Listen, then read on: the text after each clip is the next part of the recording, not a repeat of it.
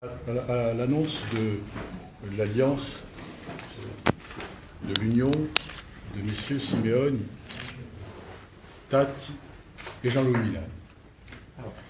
Nous avons assisté ce matin à un spectacle désolant, au mariage de la carpe, du lapin et du loup, entre trois candidats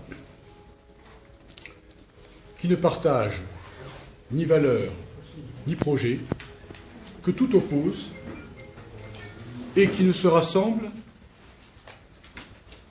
que pour le partage du pouvoir et pour se répartir des places. Leur seule ambition n'est pas de servir Bastia, mais de se servir de Bastia pour des ambitions personnelles. C'est l'union de la honte. C'est la honte pour Bastia. Et c'est l'expression d'un profond mépris à l'égard des électeurs qui leur ont apporté leur suffrage au premier tour.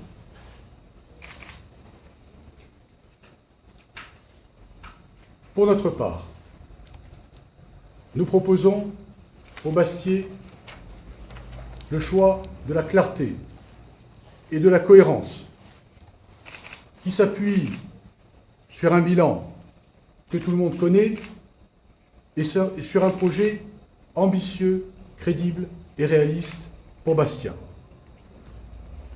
C'est la raison pour laquelle je suis convaincu, pour l'honneur de Bastia, que les Bastiais infligeront une sanction sévère contre ces arrangements politiciens qui ne sont dictés que par des intérêts personnels. C'est un appel, en effet, direct à tous les électeurs bastiais pour refuser, en effet, de telles alliances contre nature qui pourraient avoir de graves conséquences pour Bastia. D'abord, une réaction que nous sentons monter depuis ce matin très fortement. L'avez-vous entendu? L'avez-vous ressenti dans la ville depuis ce matin? D'un profond rejet de telles pratiques.